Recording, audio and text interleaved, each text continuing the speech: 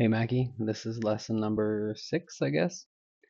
For this one, I'm going to go through the entire process of walking through a hand from pre-flop to the river. So we're going to go past just sort of pre-flop hand analysis. We're going to go all the way through. I'll give you insight as to what I'm thinking about before the flop, on the turn, on the river, all those sorts of things.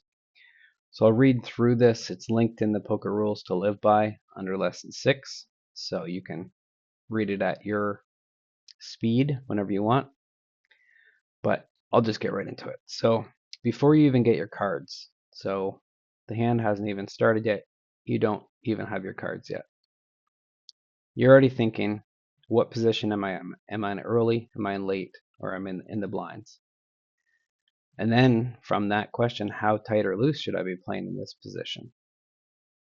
And then you're going to look at the big blind, because if you are going to be raising, how tight or loose the big blind is could affect your strategy. And then what action has happened before my turn? Has anyone called? Has anyone raised?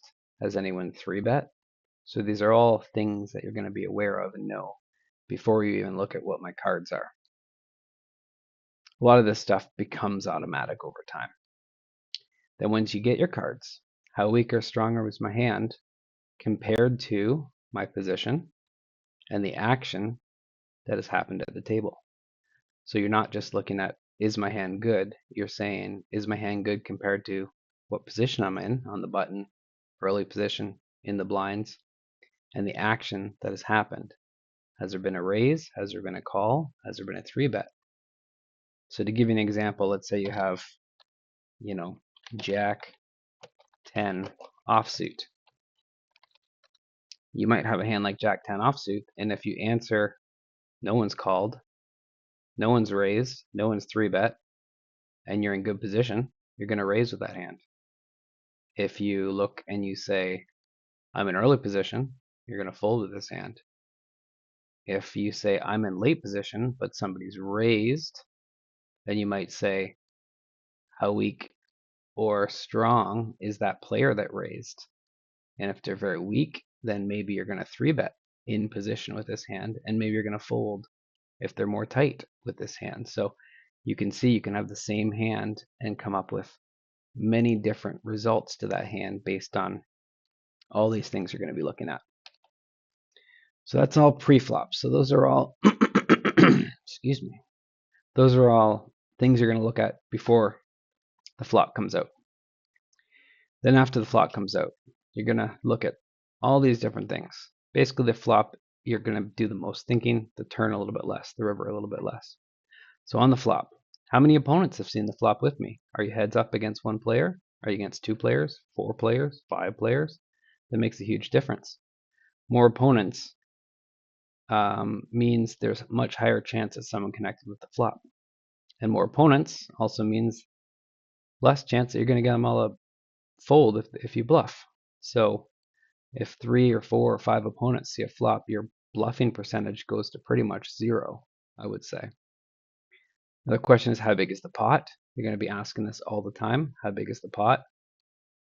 Am I in position or am I out of position against my opponents? Or could you be in between? Sometimes you have one player you're in position on and one player you're not. Who was the pre-flop aggressor? Did you have the betting lead? Were you the one that raised before the flop, or was it someone else and you called? Do I have position on the player that is the pre-flop aggressor? So that could be, if you're on the button and you raise and someone 3-bets, then you're definitely going to have position on them.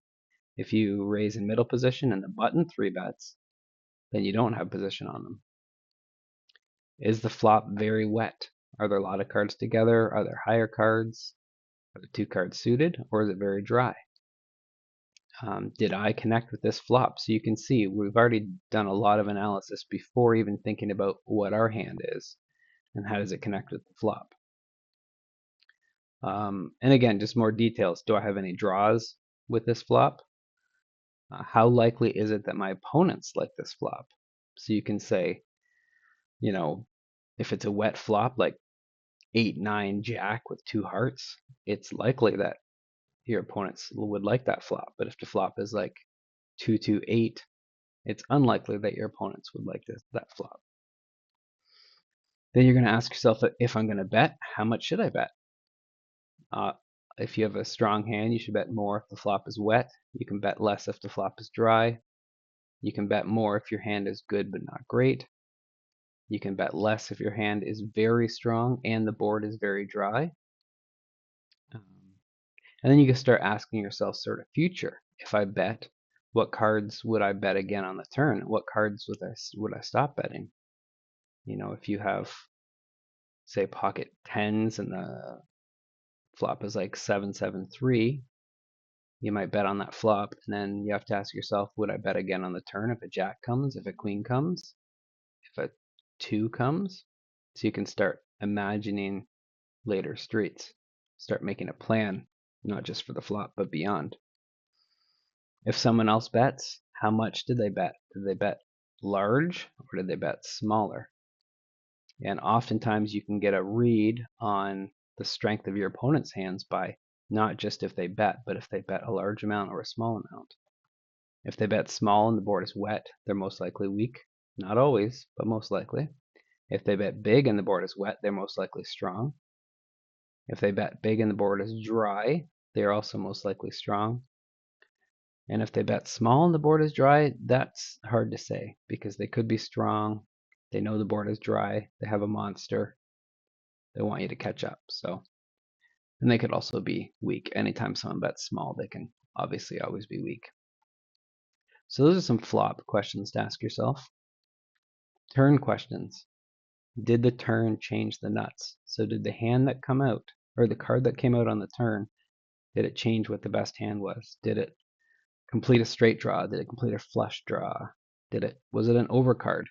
You know, and then again, how big is the pot now? You're on the turn. Pot might be bigger. Did the turn add any additional draws? So not only did it change the nuts, but is it possible that the turn brought, a backdoor flush draw? It brought a straight draw, that sort of thing. Did the turn make it more or less likely for someone to be holding a certain card? So this is very nuanced, but let's say that the top pair pairs. So let's say the flop is like Jack 4-3, and then the turn is a Jack. So now there's 2 Jacks on the board. When there's when there's a pair on board, it becomes less likely for anyone to have that card because obviously if 2 of them are on the board, there's only 2 left in the deck. Doesn't mean impossible, it just means it's less likely. Is the board likely to make your opponent scared? So for example, if the flop is 6-7-10, then turn is a king, this could make someone with a 10 scared because now they don't have top pair anymore. Or if they have a 7, they're even more scared because now they have like third pair. If you bet on the flop, should you bet on the turn? This is an important question. It's not an absolute answer. There's a lot of variables that go into that decision. And is my hand very strong, medium strong, or borderline? Does my hand want to get 3 straights of value or pot control? And this is something we can go into more detail of pot control. But in a very brief way, pot control means if you have a hand that's sort of medium strength, it's not necessarily strong enough that you feel safe betting strong on all the streets. So you might want to bet only on the flop and then bet again on the river, or bet only on the turn and bet again on the river, or those sorts of things, because you have a hand that if you do get called, there's a decent chance that you're not going to have the best hand. So, top pair with a weak kicker maybe, or middle pair, or like a pocket pair when there's an overcard. Those are the kind of hands where they have value, but maybe not necessarily enough value that you could just be betting on the flop, betting on the turn, betting on the river. Because if you get called all the way down, you're probably not ahead. So those are example of hands you might want to pot control. And that sort of turn things you want to think of. And then finally we got river. So river, all the cards are out. Again, does the river complete any draws? Does it complete a flush? Does it complete an obvious like straight draw? Those sorts of things. And then again, every time, how big is the pot? And then did any betting action change? So perhaps someone who was just checking and calling all the way to the river suddenly starts betting. Well, that's a big change of sort of the betting structure of the hand. And that can indicate a lot of things. If a flush completes on the river and then suddenly an opponent who has been checking the whole way all of a sudden starts betting, it's a strong indication that that card helped them and they're pretty happy. It's unlikely or less likely for someone just to turn a random hand into a bluff if the obvious draw came and they missed. So someone who's just check calling, and suddenly comes out on the river with the big bet when the third heart gets there, for example, that's something to pay attention to. Next question, how strong is your hand now? So obviously your hand might have been strong on the flop. Is it still strong? Did it get stronger? Do you think you have the best hand? It's an important question to understand.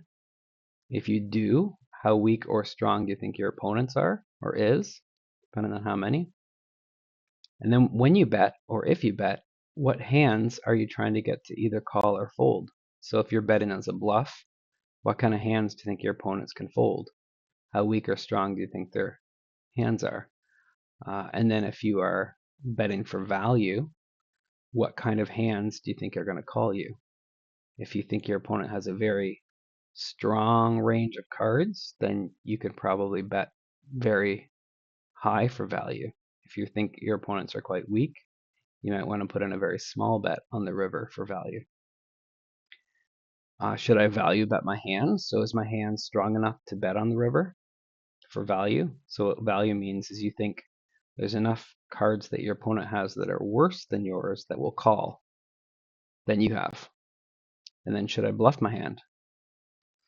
And then when thinking about if you should bluff your hand on the river, there's a bunch of questions. Are there a lot of obvious draws that missed? So is it possible that, there were two hearts on the flop and then it came out on the turn and on the river and there's no more hearts? So it makes it more likely that your opponent could have missed a flush draw, for example. Did my opponent show weakness throughout the hand? And what are the chances I win at showdown? So if you don't bet on the river, what are the chances you're going to win against your opponent? So again, these are sort of a breakdown of all the different sections of your thought processes. And obviously you're going to develop more and more of these as you go. But this just gives you an idea of all the different things that are running through my head throughout the hands. So I'm going to pause it here. I'm going to load up one table, and I'm really just going to focus on externalizing my thought process throughout the session. Okay, so I loaded up one table, and it's the 5 cent, 10 cent, 20 cent game that you're going to be playing. So I thought I would get it in lined up with a stake you're actually playing. And so the first thing I'm going to be doing is I'm going to start looking around the table and looking for the stronger and the weaker players. So this player is fairly loose and fairly passive. This player is fairly loose and fairly passive. This player is fairly aggressive and a bit loose. This player is quite loose and medium passive. This player is your typical reg 24-14. That's a pretty tight player. This player is very tight, 19-12. And this player is also tight. So we've got three tight players to our left, and we've got some looser players to our right. So 10-6 offsuit in a terrible position. I'm just going to fold with only the small blind, the 10 cents committed. And we also have looser players to our left. So it means less likely that I'm going to try and steal blinds at this table because it's very unlikely that they're going to be folding very often to our steal, and we're going to be out of position. So this is actually theoretically not a great position for us to be in, being that we're the looser players are to our left and the tighter players are to our right. So we're going to fold the queen 8 offsuit with one limper. And then we're just going to sort of watch the action, see how these guys play. So you can see these 3 or 4 players are definitely going to be our targets. Both of these guys have double stacks and they're quite loose, so that's good to see.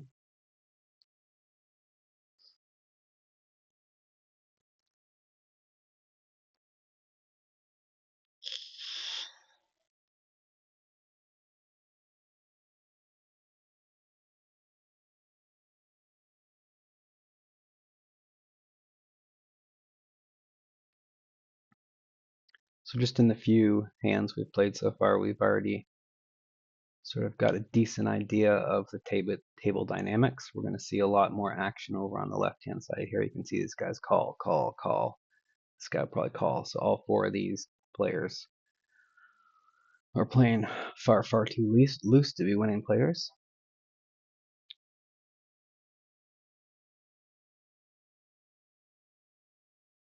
And this is a very small bet compared to the size of the pot. You can see this table is quite loose and passive, a lot of checking and calling.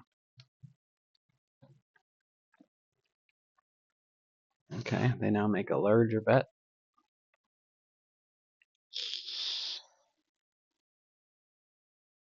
So I'm always looking at how big is the pot and how big are the bets that they're making compared to the size of the pot.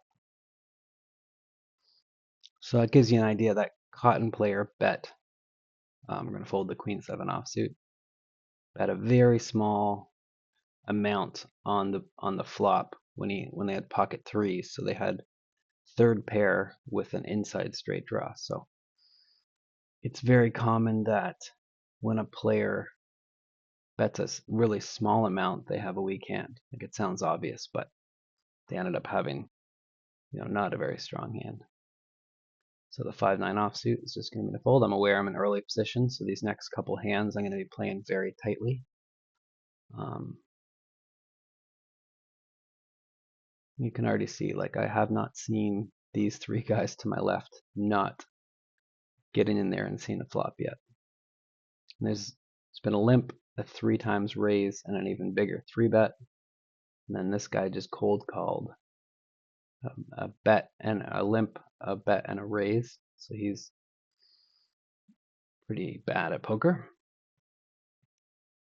You need to see this call, call, call, which is, again, when you're looking for a good table, it's going to be not very much 3-betting. I haven't seen a 3-bet yet, and a lot of limping. So I've seen, actually that was the first 3-bet, that cold guy. So again, it'll be harder to put these players on ranges of hands because they're so weak. I mean, this is a very strong bet right here, betting half pot. Could have 2 pair, something like that. But the other thing to always keep in mind is how many people are they betting into. If they're betting into a whole bunch of people, ooh, he might have a full house there. Yes, he does. So that was a pretty good river by this guy. So then you can sort of go backwards from that point. Okay, we have a playable hand under the gun. So sometimes when you see a hand like that, you sort of go backwards from the flop. What did this guy do with ace queen on the flop? What did he do on the turn?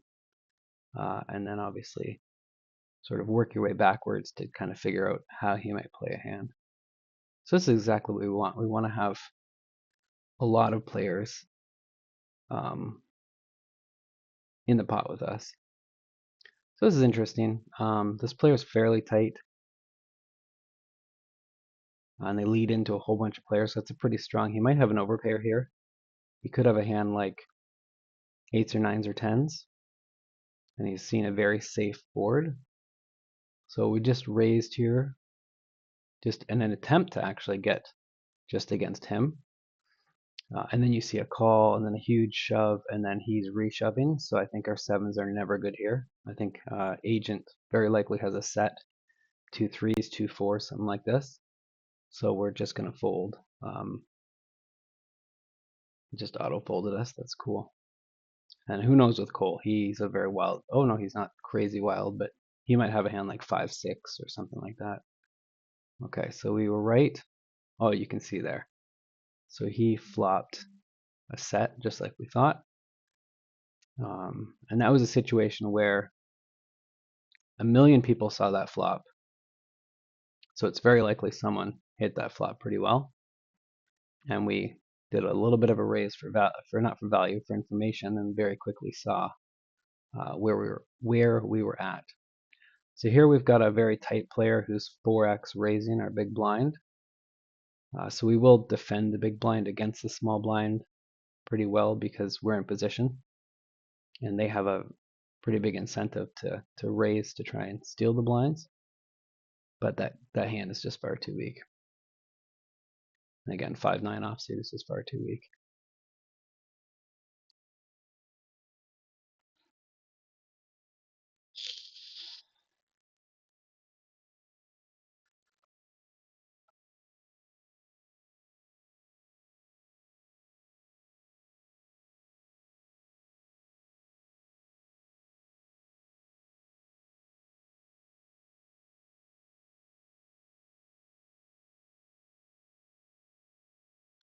So again, king 8 offsuit.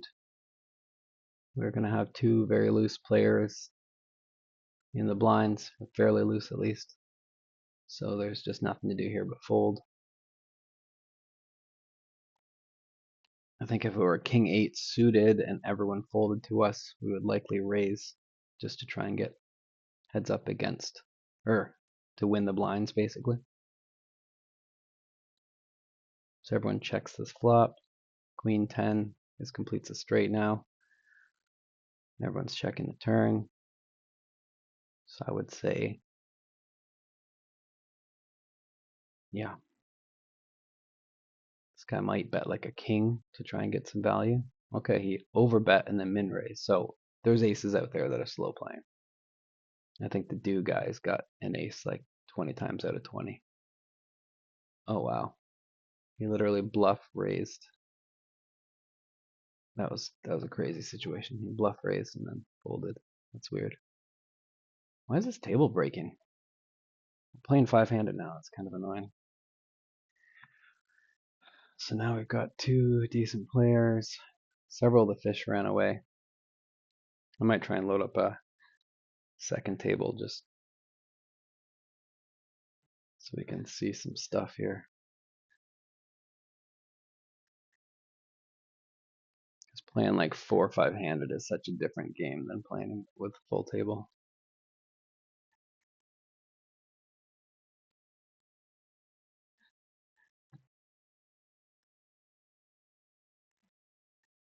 All right, well, we got one pretty loose player. Oh, we got two people. Okay, we'll stay here. It's fine. Oh, we got all three players in here. That's good. So we're again revaluing king 8 offsuit in early position. It's an easy fold. From early position, I would play like king jack plus most pocket pairs. I might fold like 2s through 5s or 6s, just play like slightly higher pocket pairs to keep it easy. And then, ace 10 offsuit plus from early position. So this new player is very, very loose and passive. This new player is, not terribly terrible, but decently bad. And this castle is actually a very aggressive loose player. So they're playing a lot of hands, but they're raising quite a bit. So they might be fun. All right, so let's look at this. We got a bet and a call, and then a lead on the turn, which is bizarre. And a check on the river.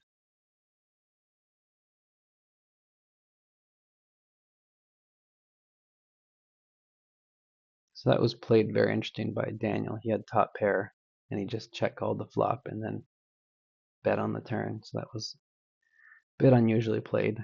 And then his opponent just missed a flush draw. But he didn't play it terribly because he actually checked the river to kind of induce his opponent to bluff, which was cool. So here we get to see a free flop because no one raised and we got Jack 9, so we're certainly going to take that opportunity. We flop bottom pair and a gut shot straight draw. We'll start with a check. So I'm looking, this is a very wet board. It's very likely to hit our opponents pretty hard. We sort of got to consider, this player only has $3 left, so they're a very loose passive player. We don't likely have the best hand now, and we don't have good implied odds because he's only got $3 behind. So I'm going to fold this bottom pair here because he would bet there with a king or with a queen, and unless they have chips behind that, if we hit our straight, we could get paid a lot of money. It's not really worth it to do that. So this king 6, this player posted, so they were forced to put that money in. So if everyone folded to us, we might actually raise in an attempt to steal the blinds. But this pretty tight, you can see super tight player is raised with 55,000 hands. So that's an easy fold.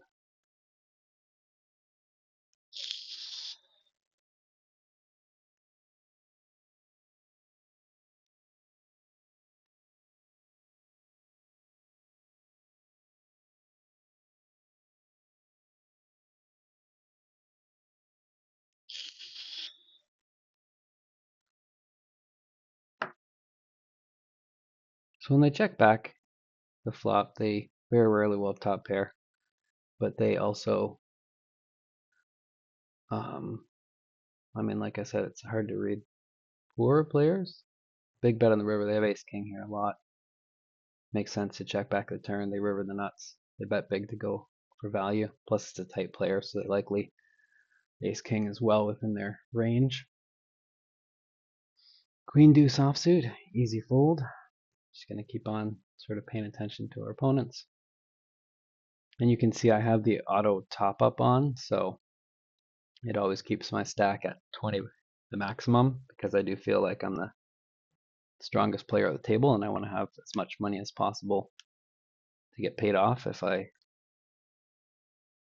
get a big hand. So this is a very wet board, very coordinated. It's likely going to hit a lot of people. A 9 is open-ended, 2 diamonds, king queen is open-ended. It's just a absolutely wet, wet, wet board. So that card didn't change anything at all. This guy is betting most of his stack. He takes it down.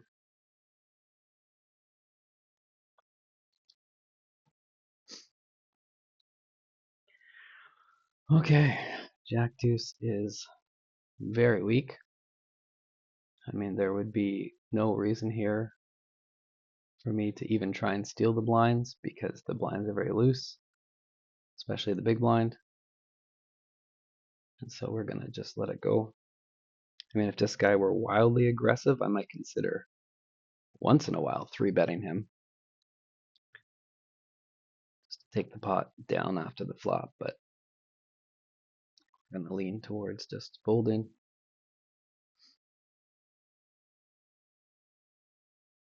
Okay, so king 9-3, it's medium. There's a couple gut shots, like a 10 jack, 10 queen, jack queen are all straight draws, but they're gut shots. There's a flush draw. So Daniel the Lion just played exactly the way I want you to play. Raise before the flop, get a caller or two, bet again on the flop, and everyone folds. Like that's a pretty standard way to build small pots when you're playing. This is really boring though. Only playing one table and getting absolutely no hands, but I guess it's a good lesson. Okay, we have an unraised pot. This is a very dry board. 10-5 deuce. Very few straight draws. 3-4 is a really unlikely but possible straight draw. Other than that, there's just nothing out there. So in a board like this, you know, it's unlikely that the turn is really going to change much. Okay, Jack 5 suited early position, so I'm thinking about my position. I know the next several hands I'll be playing tight.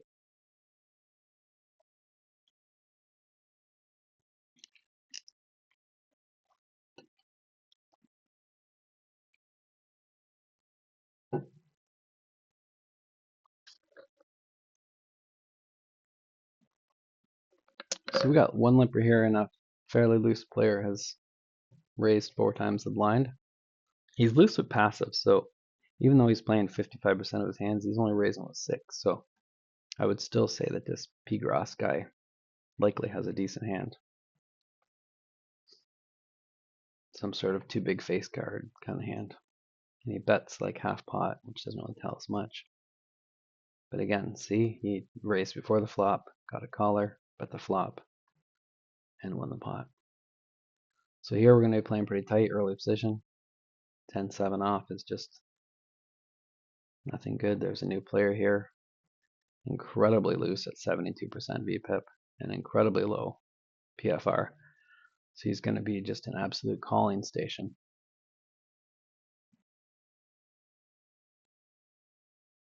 And again, this is another example of a good game when there's just a bunch of people limping in. It's a sign of like weakness. It's a sign of passivity, which, you know, you want lots of weak passive players at your tables.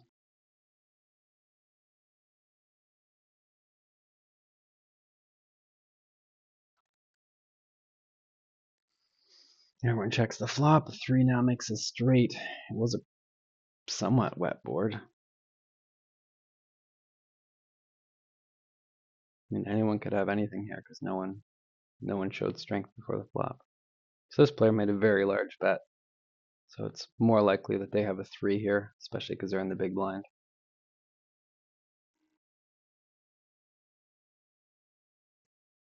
And this guy is just an absolute calling station, so he could have like a pair of 4s or a pair of deuces and just be hoping.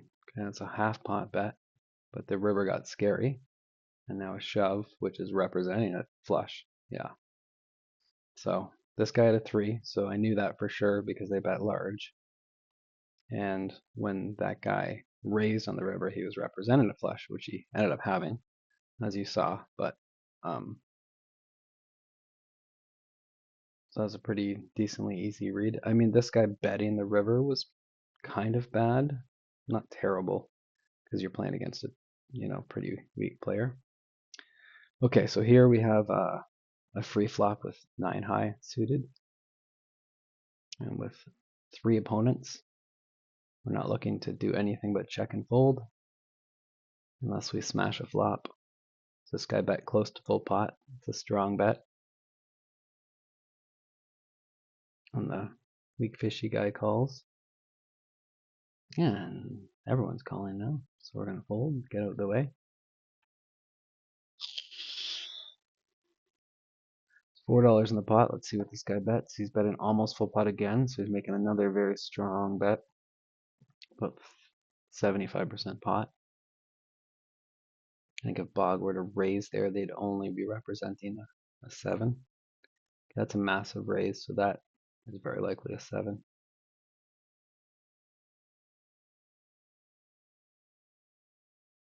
That was interesting. It's unfortunate that we can't validate very many hands because there's so many people not getting all the way to the river.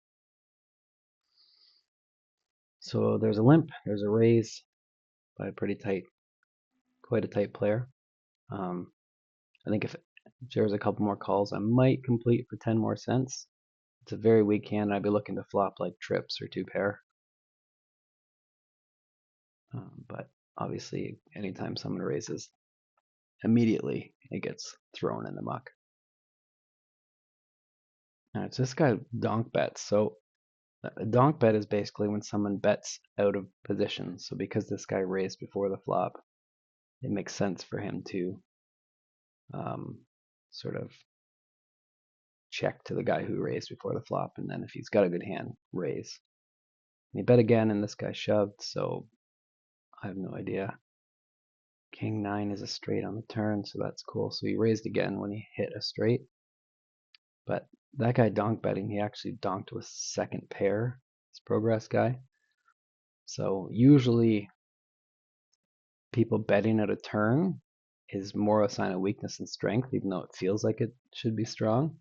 So he bet a hand that was okay, but not that good. So again, Jack 4 offsuit, just an easy fold. Tight players raising again.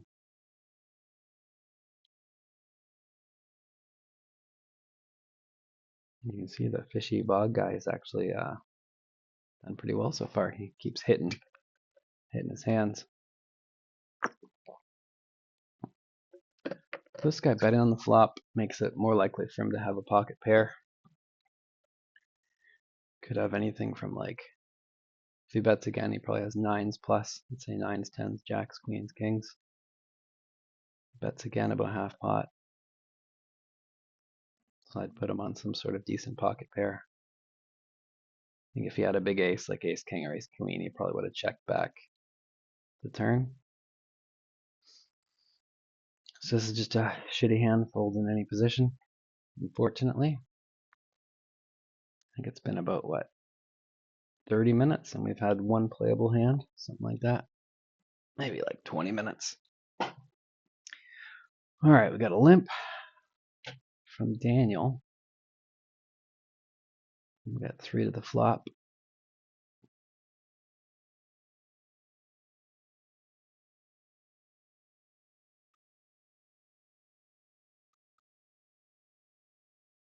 Okay, tiny bet, 1/5 pot.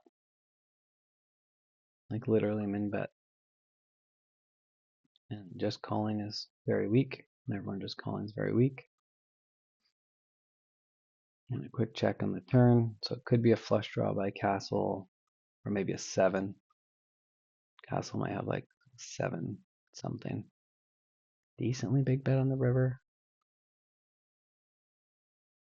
I don't know what that means. These guys are hard to read because they. Oh, an overcall. 4-8. Oh, that's a straight. That's 7-8. Okay, so Daniel has 7. So he min bet, castle min bet on the flop with a gut shot, like 8 high, practically nothing. And Bog, you can tell he's a fishy player because he overcalled. Let me fold this stupid hand. He overcalled on the river with 2 4s. And the board is queen, queen, 7, 6, 5. So he needed the better and the caller to have no pairs for him to have any chance to win. So he literally said, I have a pair of 4s in my hand. I'm going to call because I have a pair of 4s. Like, you cannot imagine how terrible that call is on the river. There's just there's no world that your 2 4s would ever be good when someone bets and another player calls on a board like that, or on practically any board. So Bog is definitely a extra fish. Okay, we have a weak ace, but we're in early position, so we're gonna have to fold. Aw, the weak fishy guy left. That's okay. There's lots of bad players at these stakes. So you can see Agent has a decent concept. Every time he's come in the pot, he's raised. So he's going to be a reasonably good player. I'd say he might be the second best player at the table, to me, of course. But certainly someone to keep your eye on.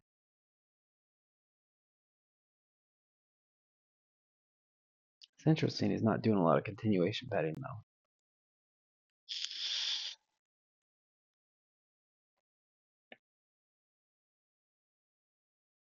That's $1 into 225, so it's a decently small bet.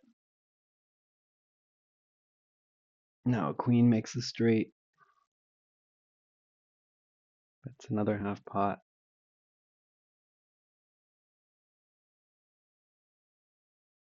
And we'll never know.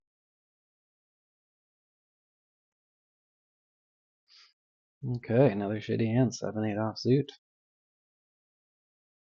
We might be able to see a free flop though. That would be nice. Got a couple callers. Oh, there he is again, raising. So again, you're just noticing he's a solid player.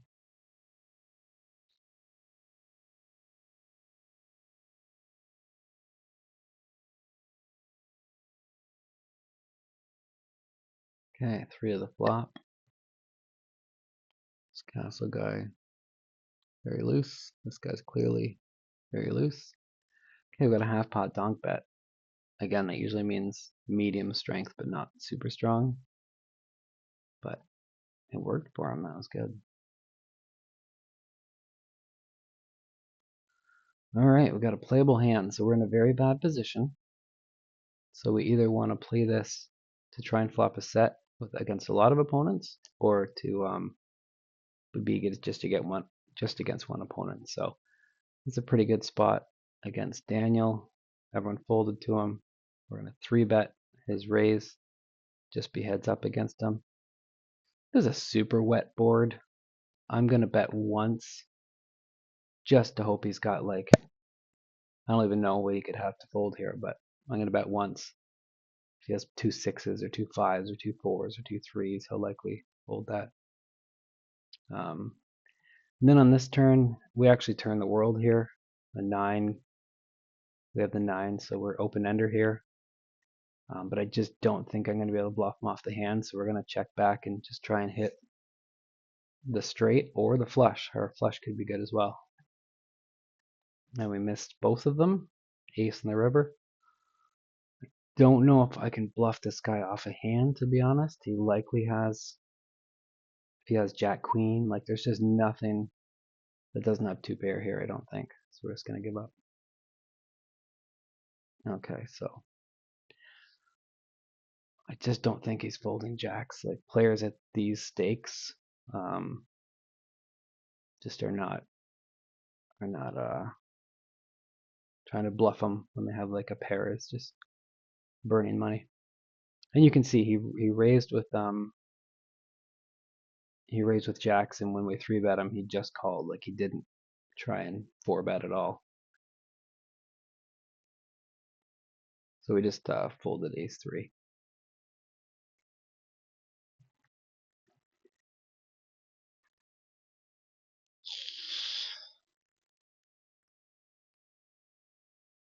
And again, I would play differently. Like that hand with the 9s, the turn card actually gave us a lot more equity. So the turn card gave us a straight draw and a flush draw. So if I were playing a competent, good opponent, I would likely bet again on that turn because we have a lot more equity and we can use our fold equity, our aggression, to hopefully get them to fold, a 10 or some other hand. But against weaker opponents, that the biggest mistake that these guys are going to make is they're going to be calling far, far too much. I think that would be too difficult to try and get them to fold. Okay, so this is interesting. We got this guy again, raise. We're going to 3-bet just to get one-on-one against him. Or hope to anyway. That's sort of the goal. And we could just call here and that would be totally fine. And call and try and get all these other weak players to call and then try and hit 3 of a kind. But I think I'd rather just play heads up. This is another ridiculously wet flop. I'm not even sure if there's any value in continuation betting this flop. Although he could put us on ace king. So if he's got a hand like ours, 2 6s, 7 8s, 9s, 10s, jacks, or sorry, not jacks. But if he's got a hand like 6 7 suited or 7 8 suited or some other hand like that, what's he gonna do with that board? So that time it worked. We took it down. So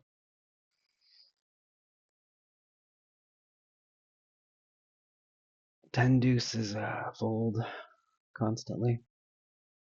All right, I feel like this is super boring. We haven't got any good playable hands. Hopefully, like trying to read players a little bit will help you, but I think I'll just play a few more of the free hands and then get out of here. Maybe we can get a read on this. Button raised and then both the blinds called. Super wet board. Everyone checks.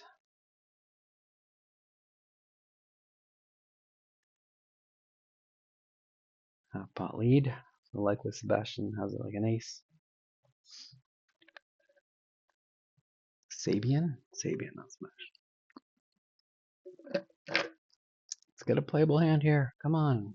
Ugh, 8-4 off. That's not good.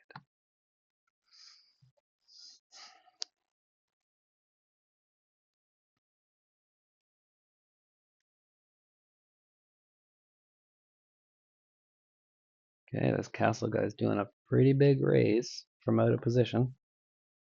Pretty aggressive player.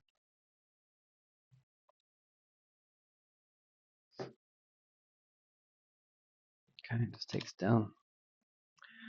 Alright, last hand. Let's hope it's playable. Ace 3 offsuit. It is not playable. Alright, I'll wrap it up here. I hope you've learned a thing or two.